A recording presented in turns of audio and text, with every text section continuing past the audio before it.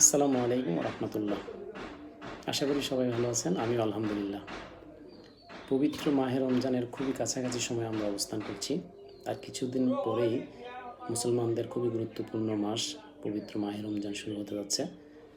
এই পবিত্র মাহে রমজানে আমরা কিভাবে চলাফেরা করলে, কিভাবে খাওয়া দাওয়া করলে সুস্থ থাকবো, সেই সম্পর্কে আমি কিছু বলার চেষ্টা করব, যদি আল্লাহ তাআলা আমাকে তৌফিক এনায়েত করেন। তো আমি মূলত পবিত্র মাহে রমজানের খাবার সম্পর্কে কিছু বলার চেষ্টা করব। আর কিছুদিন পরে আমরা সাহারি খাবো ইনশাআল্লাহ।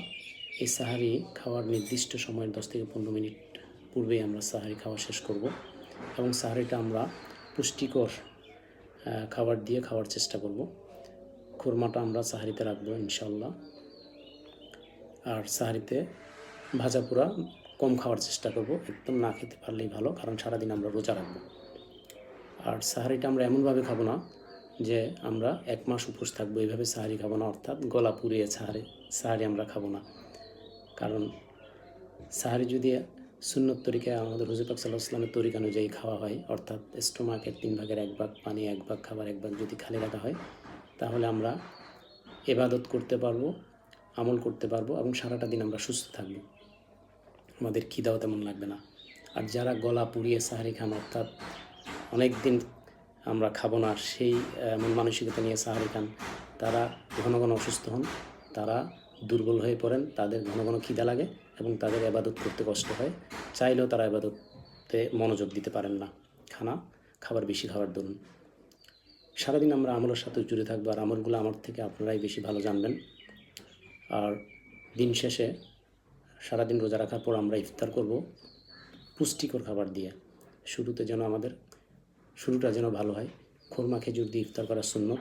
আমরা খোরমা খেজুর বিসমিল্লাহ বলে ইফতারে দোয়া করে খোরমা খেজুর খাওয়ার চেষ্টা করব। এরপরে লেবুর শরবত বা ন্যাচারাল অন্যান্য জিনিস যেগুলো স্টোমাকের জন্য সাপোর্ট দেবে, কলা, চিরা, দই, এগুলো খাওয়ার চেষ্টা করব সম্ভব হলে। কারণ জানেন, সারাদিন স্টোমাকটা খালি থাকার পর যখন ইফতার পরে, তখন যদি স্টোমাকে পুষ্টিকর ভালো কিছু পড়ে, তখন স্টোমাকটা তার কার্যক্রমটা খুব ভালোভাবে পরিচালনা করতে পারে, যার দরুন আমরা স্টোমাকে আমাদের যদি সাপোর্ট দেয়, তখন আমরা সারাদিন সুস্থ থাকবো, সারা মাসটা আমরা সুস্থ থাকবো। সেই জন্য আমরা ভাজা পোড়া ইফতারের সময় না খাওয়ার চেষ্টা করব। একান্ত খাওয়া লাগলে শুরুতে খাবো না, আমরা পরে যেয়ে অল্প কিছু খাবো।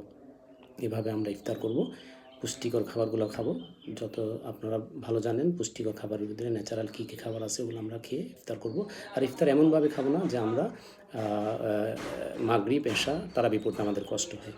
সুতরাং খেয়াল রাখবেন খাবারের প্রতি। আল্লাহুম্মা বারিক লানা ফি রজব ওয়া শাবান ওয়া বাল্লিগনা রমাদান। আসসালামু